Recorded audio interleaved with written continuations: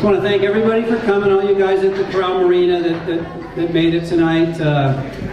Super cool to have it. It's our second annual Baja Fiesta, and I think it's just as good, every bit as good or better than last year. So, you know, as a designer for Nordhavn, I have to tell you, I appreciate every one of you that bought one of these boats. It means a lot to me, and every time I see you and talk to you, I really feel grateful that I've been able to do what I do.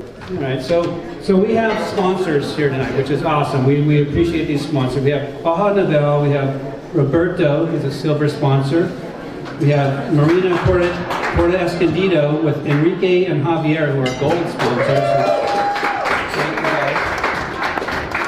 We have obviously Marina Coral with Fido. Without Fido, this would not be possible. So everybody hands up to Fido's just the best. But a very, very, very special thank you goes out to Ezio and Claudia. And we wish Ezio could be here tonight, but you know, we pray for him, and they're very special people, and you know, God bless them. I want to thank all my partners at Nordhavn, Dan, Jim, and all the engineers and everybody that puts it together. And I want you all to know that there's a very special person to me here tonight. His name is Wes Price, and you guys in the marina might know him from the store.